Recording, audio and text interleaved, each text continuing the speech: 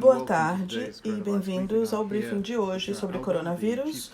Estou aqui com Sarah Albon, chefe do Executivo de Saúde e Segurança.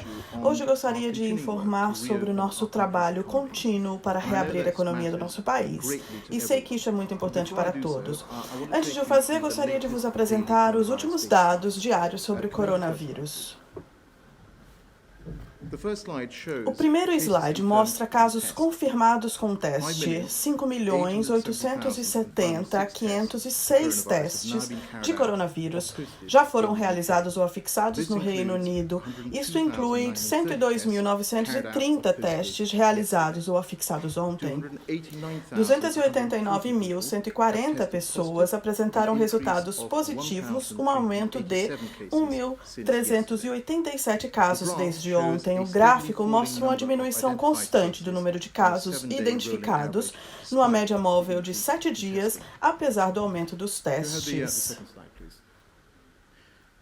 O segundo slide mostra os últimos dados dos hospitais.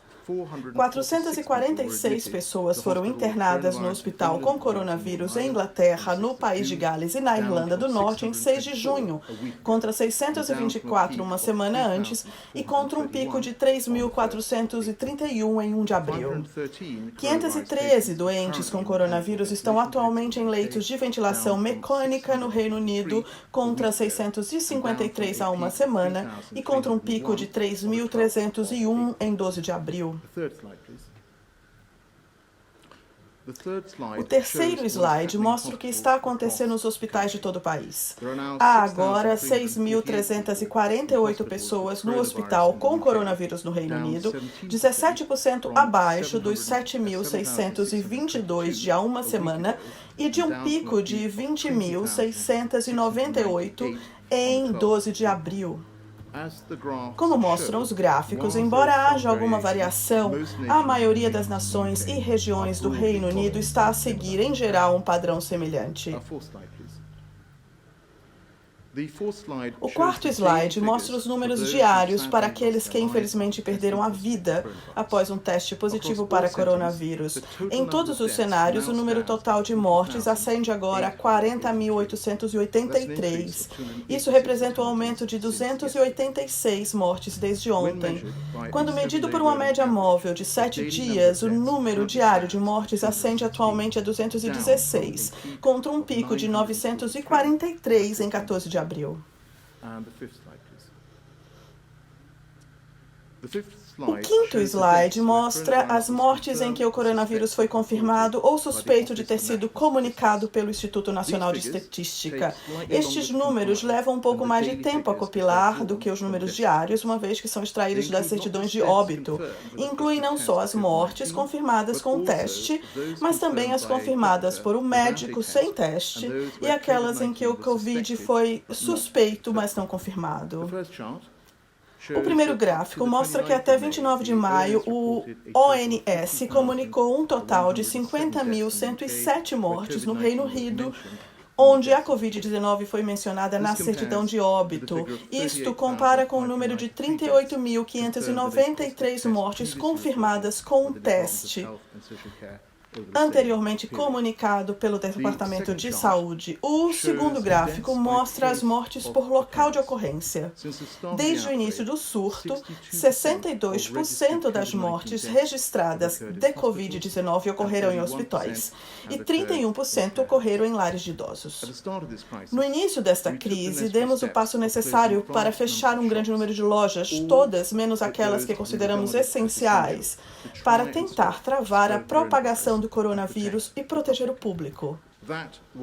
Aquela foi uma decisão acertada, embora não haja como fugir às dificuldades que terá causado às empresas e ao seu pessoal. Para apoiar esses trabalhadores e empresas, criamos um pacote de apoio sem precedentes, incluindo subvenções às pequenas empresas, empréstimos, regime de manutenção de postos de trabalho e regime de trabalhos independentes. Agora, graças aos esforços do público, conseguimos reduzir o número de infecções e controlar a taxa R. É por isso que podemos começar cuidadosamente a abrir partes da economia que era necessário encerrar de uma forma faseada e cuidadosa. Em 1º de junho, permitimos a abertura de salas de exposição de automóveis e de mercados ao ar livre. Graças aos enormes esforços em curso em todo o país, continuamos a cumprir os 5 testes estabelecidos no roteiro do primeiro-ministro. E a taxa R continua a ser inferior a 1. Por conseguinte, posso confirmar hoje que os pontos de venda e retalho que foram obrigados a fechar poderão voltar a abrir as suas portas a partir de segunda-feira, 15 de junho, desde que respeitem as orientações de segurança da Covid-19 que publicamos em 25 de maio. Este é mais um passo no cuidadoso reinício da nossa economia e permitirá que as ruas altas do país voltem à vida.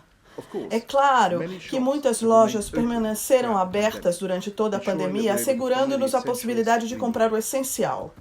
E gostaria de agradecer aos trabalhadores de supermercados, farmácias, correios e outros retalhistas essenciais pela sua dedicação neste período. Muitas dessas empresas adaptaram-se rapidamente para introduzir o distanciamento social, incluindo horários especiais de abertura para pessoas vulneráveis, ecrãs nas caixas, marcações no chão para orientar os compradores e limitação do número de clientes permitidos dentro da loja. No novo normal, todos nós habituamos a fazer compras com distâncias sociais. Agora é o momento certo para aplicar estes princípios mais amplamente a mais lojas, à medida que continuamos a nossa cautelosa reabertura. Para apoiar, no dia 25 de maio, o meu departamento publicou orientações atualizadas sobre segurança de Covid para pessoas que trabalham ou gerem lojas. Isso deu às empresas retalhistas tempo suficiente para se certificarem de que as instalações estão seguras, o que permitirá que os trabalhadores regressem em segurança às lojas e recebam de volta os compradores na segunda-feira.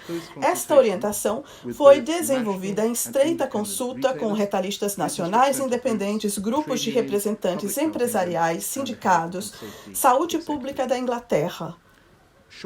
As lojas devem reabrir assim que puderem seguir as orientações da Covid, dando confiança tanto ao seu pessoal como aos clientes de que estão a abrir em segurança. Isto significa que qualquer empresa que esteja aberta deve completar uma avaliação de risco específica e tomar as medidas necessárias para gerir esses riscos, tal como é a sua obrigação legal.